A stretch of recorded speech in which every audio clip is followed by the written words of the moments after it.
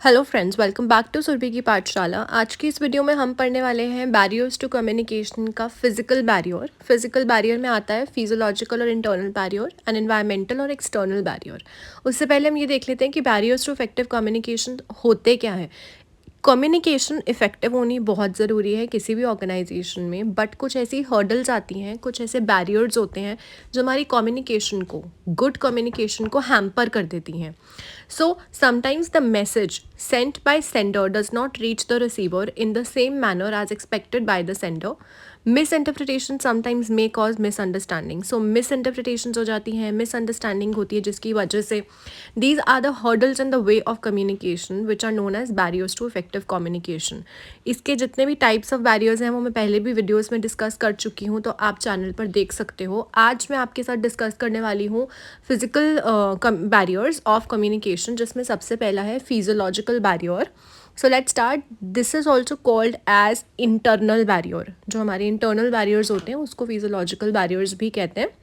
Pronunciation problem, illegible handwriting are some of the barriers that may hamper the communication। क्या होता है, कभी कभार किसी जनों में, किसी भी इंडिविजुअल में, एम्प्लॉयज़ में, मैनेजर में, किसी भी कुछ काम करते हुए अगर प्रोनाउंसिएशन प्रॉब्लम आई कि उन्होंने बोला किस तरीके से, the way they pronounce things, words or any message to be communicated, or if the handwriting is not understandable with or by the employees in any organization, though everything happens online now, but still these kinds of barriers are called as the physiological barriers or internal barriers, and these can be take care to make the communication effective। obviously ये barriers ऐसे हैं जो हम internally handle कर सकते हैं, because speaking, hearing and seeing are most important parts of effective communication। the way we are speaking, the way we are hearing and listening is very important when you communicate to any individual, even in your own space or even in an organization, anywhere between। तो ये जो हमारे physical barriers होते हैं, जिसमें internal barrier है, इसको हम ठीक कर सकते हैं to make the communication effective. अब हम देखते हैं व्हाट इज़ एक्सटर्नल बैरियर्स और environmental barriers.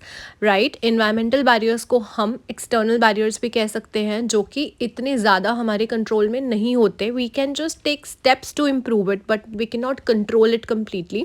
So traffic, noise, loud music, distance, poor ventilation, these are few examples of external barriers to communication। अगर बहुत ट्रैफिक है and you are unable to hear somebody, अगर आप you're talking to anybody, you're doing any work, but बहुत noise है, बहुत loud music है, या distance की वजह से आप किसी की कोई बात, कम्युनिकेशन सही से नहीं सुन पा रहे हो, these are the external barriers to communication.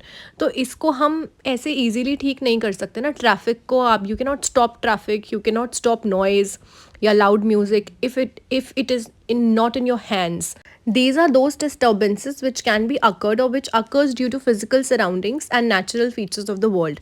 So ये हमारी physical surrounding की वजह से जो barriers आते हैं communication करते टाइम, उसको हम बोलते हैं environmental और external barriers।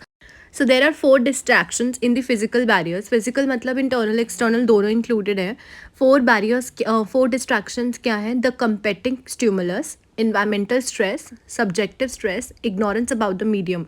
सबसे पहला कंपेटिंग स्टिमुलस का मतलब क्या होता है कि कई बार ना कुछ और कॉन्वर्जेशंस आपके हेड में चल रही होती है, या कहीं पर भी, जैसे आप ट्रैफिक में हो या लाउड नॉइज़ में हो, अगर आप किसी से कम्युनिकेट करें, उनके बीच में डिस्टेंस है, और उस बात को करते हुए, वो कम्युनिकेशन करते हुए और बहुत सारी और कम्युनिकेशंस हो रही हैं, आपको नॉइजेस सुनाई दे रही हैं, उन सबको बोलते हैं competing stimulus.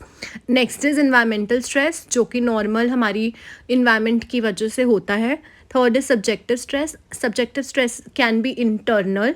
And last is ignorance about the medium, कि जिस चीज़ के बारे में हम बात कर रहे हैं और जिस के थ्रू हम बात करें, कम्युनिकेशन करना चाह रहे हैं, उसको हम इग्नोर कर रहे हैं।